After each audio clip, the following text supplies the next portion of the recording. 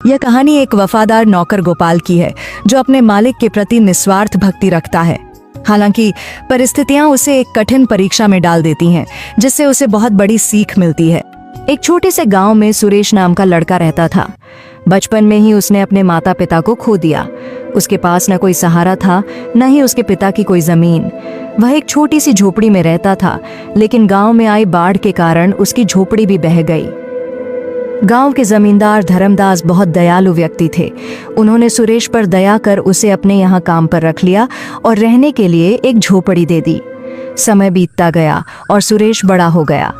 अब वह पूरी लगन से जमींदार के यहाँ काम करता था और जमींदार भी उस पर बहुत भरोसा करने लगे थे।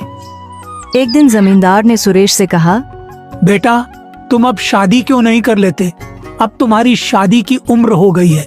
तुम्हारी पत्नी आएगी तो तुम्हारे कई कामों में हाथ बौंटाएगी। मैं चाहता हूँ कि मेरे जीते जी तुम्हारी शादी हो जाती। क्या जाने कब भगवान का बुलावा आ जाए। सुरेश बोला, मालिक, ऐसा क्यों कह रहे हो? मेरे लिए आप ही सब कुछ हैं। आप जैसा उचित समझे मैं वही करूँगा। जमींदार बोले, मेरी नजर में तुम्हारे लिए एक बहुत अच्छी लड़की है। शादी के खर्च की चिंता मत करना, वह मेरी जिम्मेदारी होगी। सुरेश झिझकते हुए बोला, जो भी आपका निर्णय होगा वह मेरे भले के लिए ही होगा। आप मेरे पिता समान हैं। धर्मदास का बेटा विक्रम यह सब सुन लेता है और गुस्से में अपने पिता के पास आता है। पिताजी, ये आप क्या कर रहे हैं?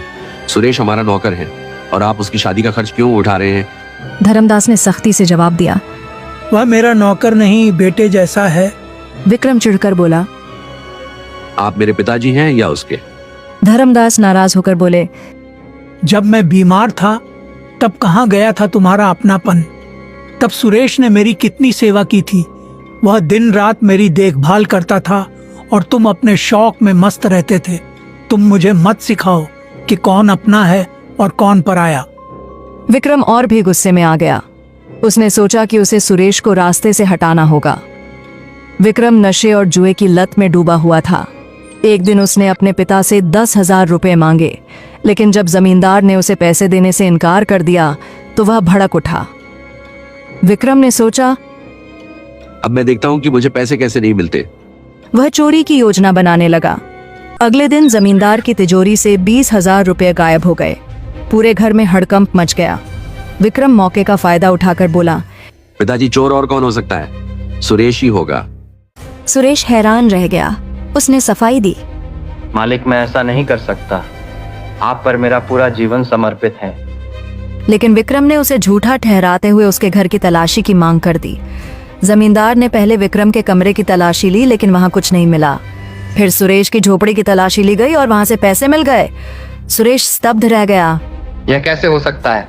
यह किसी की साजिश है। जमींदार का भरोसा टूट गया। विक्रम बोला, देख लिया पिताजी, अब पता चला कि कौन सच्चा है और कौन झूठा। धर्मदास को बहुत बड़ा झटका लगा। उन्होंने सुरेश की तरफ देखा, लेकिन कुछ नहीं बोले। सुरेश रोते हुए बोला, मालिक, मैं निर्दोष हूँ। मैं आपके लिए जान दे सकता हूँ, पर चोरी नहीं कर सकता। धर्मदास ने गहरी सांस ली और कहा, मुझे अब कुछ नहीं कहना, तुम यहाँ से चले जाओ। सुरेश वहां से दुखी होकर चला गया। लेकिन गांव के एक बुजुर्ग ने यह सब देख लिया था। उन्होंने जमींदार को बताया कि उन्होंने आधी रात को विक्रम को चुपके से पैसे छुपाते देखा था। धर्मदास को जब यह सच पता चला तो उन्हें बहुत पछतावा हुआ। उन्होंने तुरंत सुरेश को बुलाया और गले से लगा लिया। बेटा, मुझसे बहुत बड़ी गलती हो गई। मैं तुम पर भरोसा नहीं कर सका। विक्रम ही असली चोर है। सुरेश की आंखों में आंसू थे, लेकिन उसने जमींदार से कहा, मालिक, आपको दोषी महसूस करने की जरूरत नहीं। आपके लिए तो मैं जान भी दे सकता हूँ। धर्मदास ने विक्रम को घर से निकाल दिया और उसे अपनी गलती सुधारने का आदेश दिया। विक्रम का झूठ उजागर हो चुका था। गांव के लोग जमींदार के फैसले की सराहना करने लगे। सुरेश को फिर से जमींदार ने अपने साथ रख लिया और उसे अपना उत्तराधिकारी बना लिया। इंसान की असली पहचान उसके कर्मों से होती है, न कि उसकी संपत्ति से।